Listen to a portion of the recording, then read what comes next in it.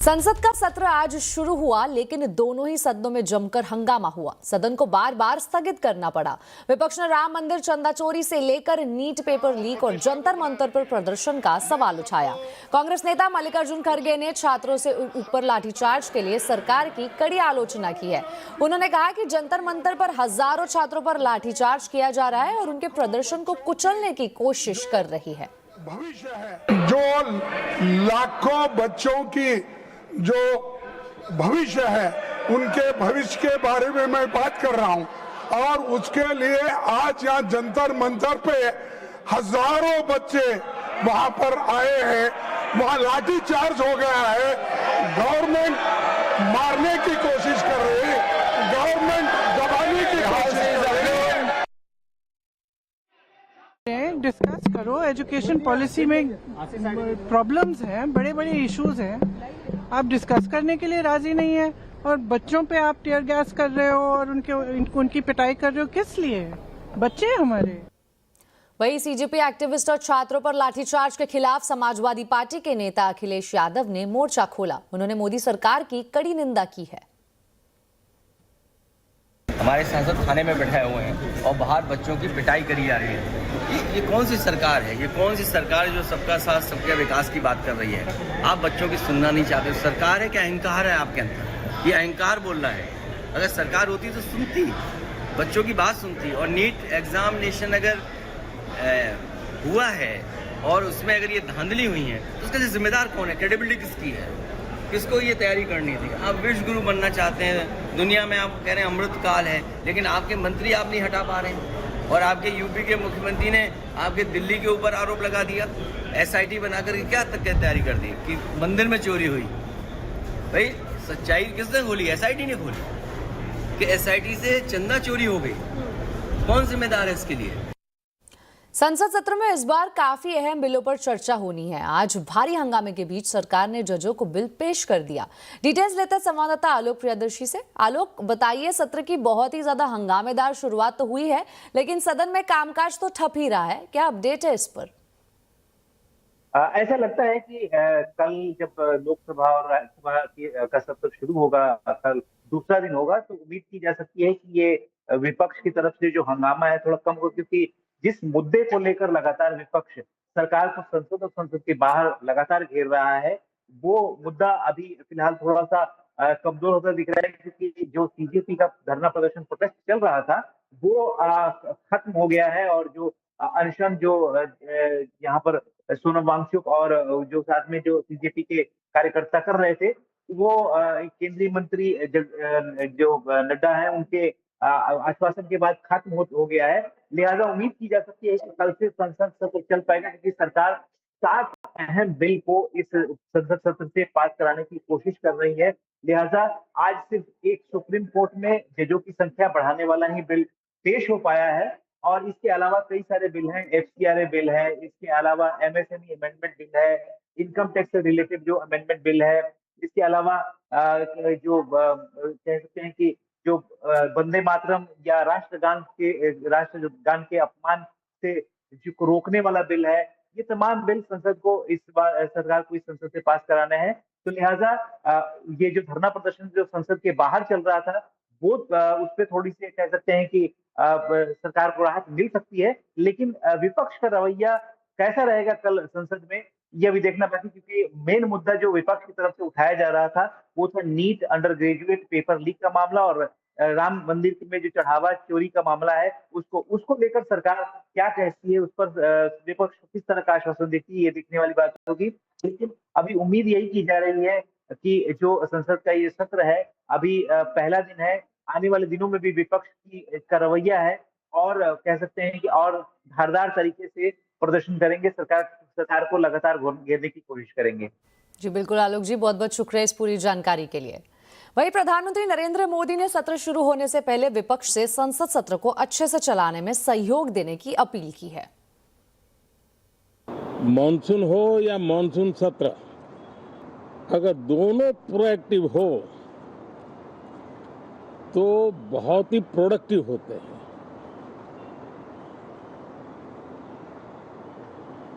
और दोनों को प्रोडक्टिव होते हैं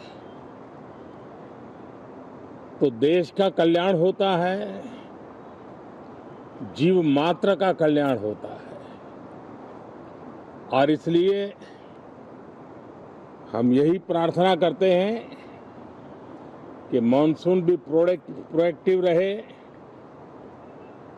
मॉनसून सत्र भी प्रोडक्टिव रहे।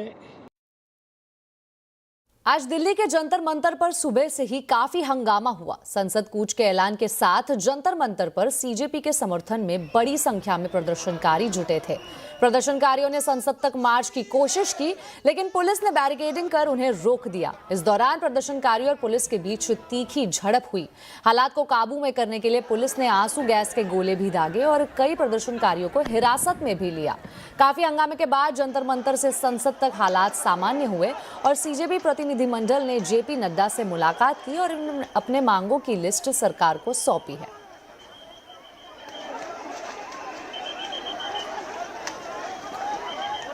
और आवाज अड्डा में आज हम इसी पर चर्चा कर रहे हैं। छात्रों के मुद्दे पर संसद के अंदर और बाहर हंगामा मचा। जरूर जुड़िए शाम 7:57 पर संसद से सड़क घमासान कड़क।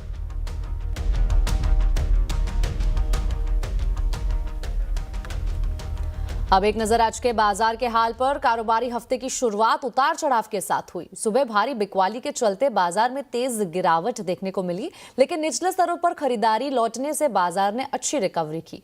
हालांकि अंत में सेंसेक्स और निफ्टी गिरावट यानी लाल निशान पर ही बंद हुए।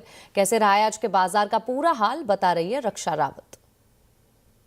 हफ्ते का आखिरी कारोबारी दिन था और आज बाजार में गैप डाउन ओपनिंग हुई।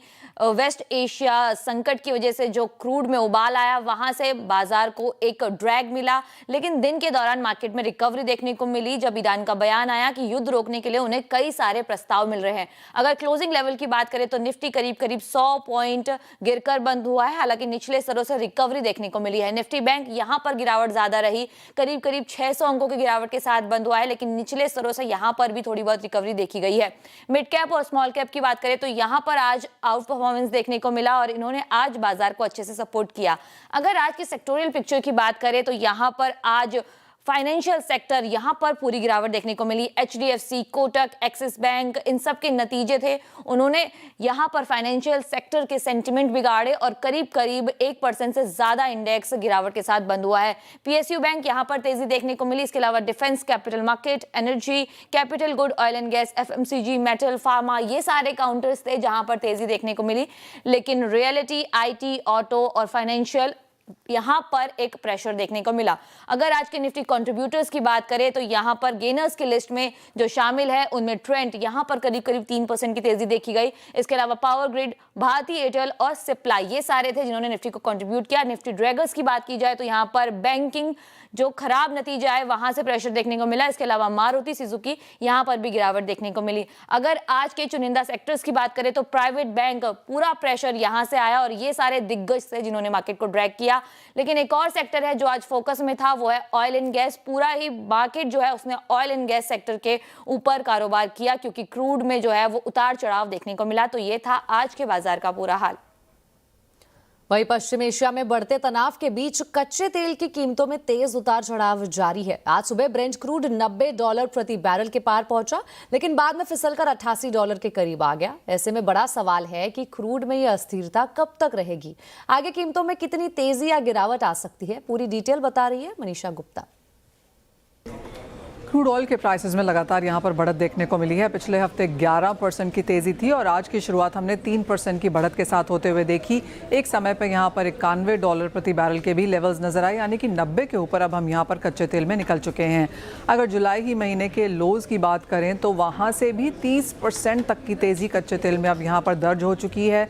क्लियरली जो पीस डील थी यहाँ पर इंटरिम ही सही यूएस और ईरान के बीच में, वो कोलैप्स होती हुई नज़र आई है। ईरान की तरफ से ऐसी स्टेटमेंट्स भी हैं कि कोई पीस डील अब यहाँ पर नहीं है। हमने 9 rounds US attack on Iran होते हुए देखे हैं, तो उसका भी प्रीमियम अब प्राइसेस में है। और कच्चे तेल को लेकर अब यहाँ पर कंसर्न्स हैं कि वेदर और नॉट स्ट्रेट ऑफ हॉर्मुज़ के थ्रू ये ज़्यादा निकल पाएगा या नहीं। एक और चीज़ है कि अब खाली मिलिट्री बेसिस के अलावा यूएस और ईरान अब यहाँ पर इंफ्रास्ट्रक्चर पर, ब्रिजेस पर, ऑयल फैसिलिटीज़ पर भी अब यहाँ पर अटैक्स होते हुए नज़र आए हैं। तो उससे अब चिंता ये बढ़ने लगी है कि क्या वेस्ट एशिया कॉन्फ्लिक्ट यहाँ पर और एस्केलेट कर सकता है। अगर ऐसा होता है तो कच्चे तेल के प्राइसेस में और तेज़ी आएगी। एक्सपर्ट्स का कहना है कि शायद हम 95 और $100 की तरफ भी अगर जा रहे हैं, अगर यहाँ पर ये थमने की और दोनों ही कंट्रीज़ में बातचीत नहीं होती है, ऐसा समझ में आता है। तो क्लियरली जिस तरह से ईरान की स्टेटमेंट आई है कि नेगोशिएटिंग टेबल पे वो जाने को तैयार हैं, तो कुछ मुनाफा वसूली यहाँ पर बाजार में एक्सपेक्ट भी की जा रही है। तो काफ़ी चॉपी वॉलेटाइल प्राइसेस आगे जाकर रह सकते हैं। इंटरेस्टिंगली जैसे जैसे हम यहाँ पर जुलाई और अगस्त के महीने में जा रहे हैं, यूएस का ड्राइविंग सीज़न, अटलांटिक का हरिकेन सीज़न, नवंबर में यूएस का मिड टर्म इलेक्शन है, तो काफ़ी इंटरेस्टिंग इंपॉर्टेंट डेज़ हैं आगे जाकर। और उससे पहले जुलाई में ही 28-29 को यूएस की FOMC की मीटिंग भी है। तो बाज़ार काफ़ी सारे इवेंट्स को यहाँ पर वॉच कर रहा है और उसके चलते यहाँ पर एक very volatile crude oil prices हमको यहाँ पर बनते हुए दिखने वाले हैं। अब आपको बता दें, बाजार की नजर कल आने वाले नतीजों पर रहेगी। कल निफ्टी में बजाज ऑटो के नतीजे आएंगे। नतीजों का अनुमान बता रहे सुदर्शन कुमार। एक कंपनी वो है जो कि सबसे स्ट्रांग नंबर देने वाली, वो है बजाज ऑटो। और रीज़न उसका ये देखिए, वॉल्यूम तो आप चाहे पैसेंजर व्हीकल्स की बात करें, चाहे टू व्हीलर्स की बात करें, सबका वॉल्यूम्स Q1 FY27 में स्ट्रांग रहा है। लेकिन अधिकांश कंपनीज़ के मार्जिन पे प्रेशर देखने को मिल सकता है दूसरे सारी कंपनीज़ की बात करें। लेकिन अगर जो बजाज ऑटो की बात करें तो इनका मार्जिन एक्सपैंड हो सकता है। उसका रीज़न क्या है? क्योंकि एक्सपोर्ट कंट्रीब्यूशन इनका ऑलमोस्ट 50% टोटल वॉल्यूम्स में करता है। और ऑल्सो रुपी जो डिप्रिशिएट किया है डॉलर के अगेंस्ट में, तो वो भी बेनिफिट करेगा इन TVS मोटर को और बजाज ऑटो को। अगर जो हेडलाइन नंबर्स की बात करें तो इनका प्रॉफिट में 34% का बढ़त देखने को मिल सकता है और आ सकता है 2,810 करोड़ रुपये। रेवेन्यू में भी 35% का बढ़त देखने को मिल सकता है और एबिटा भी ऑलमोस्ट 40% का बढ़त देख सकता है और वहाँ पे 3442 करोड़ और अगेंस्ट है 2482 करोड़। मार्जिन की बात करें, मार्जिन कंपनी कंटिन्यूसली 20% से ज़्यादा रिपोर्ट करे और इस क्वार्टर भी 20% से ज़्यादा रहने के आसार है। 20.2% और अगेंस्ट था 19.7%। अगर जो इंटरनल्स की बात करें तो वॉल्यूम्स इनका दोनों सिक्वेंशली और ईयर ऑन ईयर दोनों में इंक्रीज देखने को मिला। अगर जो YOY की बात करें तो 29% बढ़ा है और सिक्वेंशली बात करें तो वहाँ पे 5% का बढ़त देखने को मिला। तो वॉल्यूम्स अच्छा रहने के कारण और मार्जिन भी इंक्रीज होने के कारण इनका रियलाइजेशन भी इंक्रीज हो रहा है, दोनों सिक्वेंशली और YOY। सिक्वेंशली 2% इंक्रीज देखने को मिलेगा और YOY 5% इंक्रीज देखने को मिल सकता है। उससे भी ज़्यादा इंपॉर्टेंट इस बार ऑटो कंपनीज के लिए होगा कि कमेंट्री में वो क्या बोलते हैं। तो बजाज ऑटो से क्या एक्सपेक्टेशन होगा कि वो डोमेस्टिक आउटलुक के बारे में क्या बोलते हैं और ऑल्सो क्योंकि एक्सपोर्ट का कंट्रीब्यूशन ज़्यादा है तो उस पर क्या बोलते हैं। रिसेंटली इनका एक सब्सिडरी जो इन्होंने अक्वायर किया था KTM, उसका भी रिजल्ट आया तो उसका भी रिजल्ट अच्छा हुआ। तो उस पर स्ट्रैटेजी क्या है और एक चीज़ जो थीम इलेक्ट्रिक टू व्हीलर्स का लास्ट कुछ एक क्वार्टर से चलते आ रहा है तो उस पर क्या स्ट्रैटेजी है। लेकिन अगर जो आप रिजल्ट की बात करें तो बजाज ऑटो से हम स्ट्रॉन्ग रिजल्ट की वो उपेक्षा कर रहे हैं। साथ ही कल वायदा में TVS मोटर समेत 4 कंपनियों के नतीजे आएंगे। नतीजों का अनुमान डिटेल में बता रही है दीपाली राणा। TVS मोटर्स के नंबर्स अच्छे ही एक्सपेक्टेड हैं। 30% प्लस ग्रोथ कंपनी रिपोर्ट कर सकती है YOY बेसिस पे, फिर चाहे वो रेवेन्यूज हो, प्रॉफिटेबिलिटी हो या एबिटा ग्रोथ ही क्यों ना हो। नेट सेल्स में 33% प्लस ग्रोथ YOY बेसिस पे, पैट 30% ग्रो हो सकता है, एबिटा अगेन 30% ग्रो हो सकता है। मार्जिन्स हालांकि थोड़े से कंप्रेस हो सकते हैं। इंपॉर्टेंट ये है कि जो Q1 के वॉल्यूम्स इनके रहे थे वो हाईएस्ट एवर क्वार्टरली वॉल्यूम्स रहे थे। 1.63 मिलियन यूनिट्स कंपनी ने बेची थी, जिसमें 47% की ग्रोथ तो इकलौते जून में आते हुए दिखाई दी थी। और इनफैक्ट जब हमने इनके Q1 के वॉल्यूम्स देखे तो एक चीज इंटरेस्टिंग थी कि एक तो EV पेनिट्रेशन TVS मोटर्स का इंक्रीज हुआ था और इंटरनेशनल वॉल्यूम्स, ये दोनों ही सेगमेंट्स ने काफी अच्छा परफॉर्म किया था, जिसने ओवरऑल वॉल्यूम्स को सपोर्ट किया था। उसी की वजह से इनके नंबर्स भी अच्छे दिखाई दे रहे हैं। अगर Q1 के नंबर्स देखें तो स्कूटर सेल्स में अराउंड 36% की ग्रोथ रही, मोटरसाइकिल सेगमेंट में 19% के आसपास की ग्रोथ रही और एक्सपोर्ट वॉल्यूम्स जो कि काफी स्ट्रांगली कंट्रीब्यूट करते हुए दिखाई दिए हैं, वहां पर भी 47% की ग्रोथ हमने Q1 में आते हुए देखी ओवरऑल। इसीलिए नंबर्स अच्छे एक्सपेक्टेड हैं। मार्जिन्स क्योंकि इनपुट कॉस्ट बढ़ी है उसके कारण सीक्वेंशियल बेसिस पे 90 बेसिस पॉइंट कॉन्ट्रैक्ट हो सकते हैं। YOY बेसिस पे भी 20-30 बेसिस पॉइंट के आसपास का कॉन्ट्रैक्शन देखने को मिल सकता है। यानी 12.5% से घटकर मार्जिन्स 12.2% के आसपास आने की एक्सपेक्टेशंस हैं। कमेंट्री अगेन बहुत इंपॉर्टेंट रहेगी। डिमांड आउटलुक को लेकर तो रहेगी ही, लेकिन ईवी पेनिट्रेशन क्योंकि कंपनी का इंक्रीज हो रहा है, तो ईवी मार्केट को लेकर, ईवी मार्केट शेयर को लेकर क्या स्ट्रैटेजी है, नए प्रोडक्ट्स को लेकर क्या स्ट्रैटेजी, वो इंपॉर्टेंट रहेगा। और साथ ही साथ मार्जिन्स को लेकर क्या आउटलुक कंपनी शेयर करेगी या कैसे राइजिंग इनपुट कॉस्ट को टैकल करेगी कंपनी, ये कुछ कमेंट्स इंपॉर्टेंट रहेंगे अलॉन्ग विद द लॉन्चेस। चलिए बढ़ते हैं अगली खबर की ओर। अमेरिका और ईरान के बीच युद्ध का ताजा दौर जारी है। अमेरिका ने ईरान पर लगातार 9वीं रात हवाई हमले किए। ये हमले न्यूक्लियर प्लांट वाले बुशहर, उत्तरी पश्चिमी शहर तबरीज और तटीय क्षेत्रों में संदिग्ध मिसाइल ठिकानों को निशाना बनाकर किए गए हैं।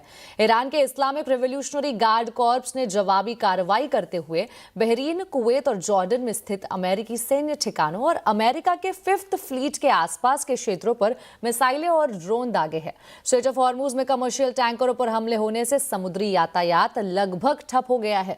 ईरान इस रास्ते पर अपनी पकड़ मजबूत करने का दावा कर रहा है। वहीं अमेरिका ने ईरानी बंदरगाहों की नौसैनिक नाकाबंदी कर दी है। खाड़ी क्षेत्र में युद्ध जैसे हालात बनने से अंतर्राष्ट्रीय बाजार में क्रूड की कीमतें बढ़कर $90 प्रति बैरल के पार पहुंच गई है। इसी के साथ प्रदेश कैबिनेट के समान नागरिक संहिता यानी यूसीसी को मंजूरी दे दी है। अब मध्य प्रदेश में शादी, तलाक और लिव इन के नियम बदल जाएंगे। मुख्यमंत्री मोहन यादव की अध्यक्षता में हुई कैबिनेट बैठक में ये फैसले लिए गए। मध्य प्रदेश विधानसभा का मॉनसून सत्र आज से शुरू हो रहा है। सरकार आज सदन में यूनिफॉर्म सिविल कोड विधेयक पेश कर सकती है। इस कानून का उद्देश्य सभी धर्मों के लोगों के लिए शादी, तलाक, भरण पोषण, उत्तराधिकार और लिव इन रिलेशनशिप जैसे निजी मामलों में एक समान कानून लागू कराना है। मुख्यमंत्री मोहन यादव ने कहा कि ये कानून राम, रहीम, रविंद्र और रॉबिन सभी को समान अधिकार देगा। आज का दिन तो इतिहास का अमर दिन है। मुझे इस बात का संतोष है आज मध्य प्रदेश की विधानसभा में अद्वितीय इतिहास लिखा जाएगा। यूसीसी का और कई प्रकार के विषयों का आज यहाँ रखा जाना, ये हमारे सबके लिए आजादी के बाद का सबसे बड़ा दिन। अल नीनो के चलते अगले साल चीनी का उत्पादन घटने की आशंका है। जी हां, लिहाजा चीनी के दाम बढ़ने लगे हैं। जुलाई में होलसेल के दामों में करीब 300 रुपए प्रति क्विंटल की बढ़ोतरी हुई है और रिटेल में भी दाम 3 से 5 रुपए बढ़ गए हैं। क्या है चीनी के उत्पादन का गणित, बता रहे संवाददाता असीम मनचंदा। त्योहारों की शुरुआत बहुत जल्दी ही होने वाली है, लेकिन इस साल चीनी के दाम आपके त्योहारों को फीका कर सकते हैं। दरअसल चीनी के दाम बढ़ने लगे और इसके पीछे की वजह है अल नीनो। ये साल अल नीनो का साल है और इस साल बारिश सामान्य से कम होने का अनुमान है। कई राज्यों में अभी भी डेफिशिएंसी 30% के आसपास है, तो ये अनुमान है कि अगले साल चीनी का उत्पादन कम होगा। अगर मैं इस साल की बात करूँ तो इस साल 293 लाख टन के आसपास चीनी के उत्पादन का अनुमान था, लेकिन वो घट करके 280 लाख टन के आसपास रह गया। तो जो अनुमान था उससे करीबन 5% के आसपास कमी देखने को मिली। तो यही वजह है कि चीनी के दाम अब बढ़ रहे हैं। अगर मैं ओपनिंग स्टॉक की बात करूं तो सरकार के पास जो चीनी मिले हैं उनके पास ओपनिंग स्टॉक करीबन 50 लाख टन के आसपास था। 8 लाख टन चीनी के निर्यात को भी सरकार ने इस साल मंजूरी दी थी। तो अगले साल जो ओपनिंग स्टॉक होगा वो करीबन 42 लाख टन के आसपास होगा। तो एक कंफर्टेबल पोजीशन अभी फिलहाल नजर आ रही है, लेकिन इसके बावजूद जो चीनी है उसके दाम लगातार बढ़ने शुरू हो गए हैं। अगर मैं पिछले एक महीने की बात करूं तो होलसेल के दामों में करीबन 300 रुपए प्रति क्विंटल की तेजी देखने को मिली है, जबकि रिटेल के दामों में 3 रुपए से 5 रुपए की तेजी देखने को मिली है। कोलकाता में यह दाम 50 रुपए छू गए हैं, दिल्ली में 47 रुपए है, चेन्नई के अंदर 49 रुपए चीनी के दाम छू गए हैं। तो अगर आगे कोई भी राहत के आसार नहीं दिखते तो चीनी के दाम आगे भी बढ़ते रह सकते हैं और त्योहारों के दौरान आपकी जो चाय है या फिर जो मिठाइयाँ हैं वो काफ़ी फीकी हो सकती हैं। बढ़ते हैं अगली खबर की ओर। पिछले कुछ सालों में लैब ग्रोन डायमंड ने असली हीरो को कड़ी चुनौती दी है। आखिर घरेलू और विदेशी बाजार में लैब ग्रोन हीरो की ज्वेलरी की मांग इतनी तेजी से क्यों बढ़ रही है, जानने के लिए देखिए केतन जोशी की रिपोर्ट।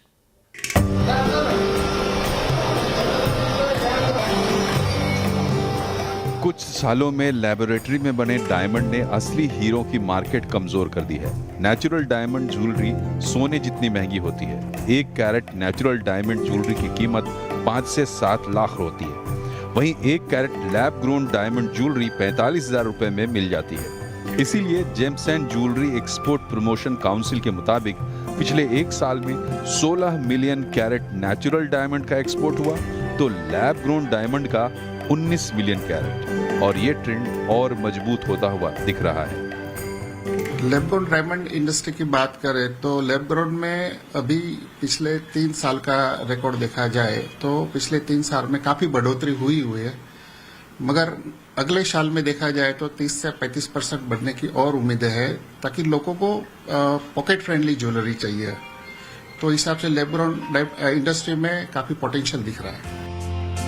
सोने का दाम भी बढ़ता जा रहा है, ऐसे में सस्ते लैब ग्रोन ज्वेलरी का विकल्प लोगों को पसंद आ रहा है। एक्सक्लूसिव लैब ग्रोन डायमंड के शोरूम लगातार बढ़ रहे हैं। मैं इधर लैब ग्रोन डायमंड ज्वेलरी खरीदने आई हूँ क्योंकि मेरी सिस्टर की शादी होने वाली है और गोल्ड मेरे बजट के बाहर है, इसलिए मैं इधर खरीदने आई हूँ।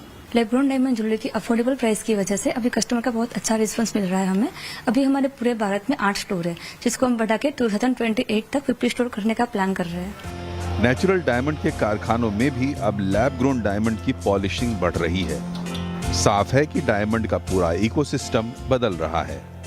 सोने चांदी और हीरो का बजट आम आदमी की जेब से बाहर होता चला जा रहा है, इसीलिए आने वाले समय में भी लोग लैब ग्रोन डायमंड के प्रति जाएंगे, क्योंकि वहां पर किफायती दामों में मनचाही ज्वेलरी अभी भी मिल सकती है। केतन जोशी, अहमदाबाद। जम्मू कश्मीर में लगातार हो रही मूसलाधार बारिश ने हालत बेहद गंभीर कर दी है। कई इलाकों में बाढ़ जैसे हालात है, नदी नाले उफान पर है और जगह जगह राहत एवं बचाव अभियान जारी है। प्रशासन लोगों से सुरक्षित स्थानों पर जाने और बेवजह घरों से बाहर न निकलने की अपील कर रहा है। इसी बीच रियासी से दिल दहलाने वाली तस्वीरें सामने आई हैं, जहां परीक्षा देने जा रही छात्राएं जान जोखिम में डालकर उफनते नाले को पार करती हुई नजर आई। हालात को देखते हुए शिक्षा विभाग ने परीक्षाएं फिलहाल स्थगित कर दी है। उधर बालटाल और पहलगाम मार्ग पर भारी बारिश और लैंडस्लाइड के खतरे के चलते अमरनाथ यात्रा 3 दिनों के लिए रोक दी गई है। हिमाचल से उत्तराखंड तक मूसलाधार बारिश ने जनजीवन को बुरी तरह प्रभावित कर दिया है। शिमला से सामने आई खौफनाक वीडियो में पहाड़ का एक बड़ा हिस्सा भरभरा कर सड़क पर गिरता दिखाई दिया। बड़े छोटे पत्थर तेजी से पहाड़ से नीचे की तरफ गिरते हुए दिखाई दिए, जिन्हें देखकर ऐसा लगा मानो पत्थरों की बारिश हो रही हो। लैंडस्लाइड के बाद कई मार्ग बंद हो गए और कई इलाकों का संपर्क टूट गया। उधर देहरादून में उफनती गोना नदी का पानी सड़कों पर बहने लगा। तेज बहाव में एक स्कूटी सवार बह गया, जिसे स्थानीय लोगों ने समय रहते सुरक्षित बचा लिया। वहीं संतला देवी मंदिर के पास नदी का जलस्तर बढ़ने से 7 लोग फंस गए, जिन्हें एसडीआरएफ ने चुनौतीपूर्ण हालात के बीच रस्सियों की मदद से सुरक्षित बाहर निकाल लिया। स्पेन ने फुटबॉल वर्ल्ड कप का खिताब जीत लिया है। स्पेन ने फीफा फाइनल में चैंपियन अर्जेंटीना को 1-0 से हराकर खिताब अपने नाम कर लिया है। स्पेन 16 साल बाद वर्ल्ड चैंपियन बना है, दूसरी बार फीफा वर्ल्ड चैंपियन बना है। इससे पहले स्पेन ने 2010 में नीदरलैंड को हराकर ट्रॉफी जीती थी। स्पेन के लिए फेरेन टोरेस ने एक्स्ट्रा टाइम में गोल किया। स्पेन ने वर्ल्ड कप में शानदार प्रदर्शन किया। लगातार ऑस्ट्रिया, पोर्तुगाल, बेल्जियम और फ्रांस जैसी मजबूत टीमों को मात दी। इधर फुटबॉल वर्ल्ड कप 2026 में सबसे ज्यादा गोल फ्रांस के लिए किलियन एम्बापे ने किए। उन्होंने पूरी टूर्नामेंट में 10 गोल और 4 असिस्ट के साथ गोल्डन बूट अपने नाम किया। 7-8 घंटे की नींद अच्छी सेहत की पहली शर्त है, लेकिन बदलता मौसम और बदलती लाइफस्टाइल आपकी नींद चुरा रहे हैं। मतलब आप सो तो रहे हैं, लेकिन फिर भी पूरी नींद नहीं ले पा रहे। तो क्या है नींद कम होने की वजह और क्या है इसके आसान समाधान? आज चर्चा करेंगे सिर्फ कंज्यूमर अड्डा में शाम 5:57 पर। इसी के साथ आवाज समाचार में अभी के लिए इतना ही। आप देखते रहे CNBC आवाज और अपडेटेड रहे खबरों पर हमारे सोशल मीडिया हैंडल्स के जरिए। नमस्कार।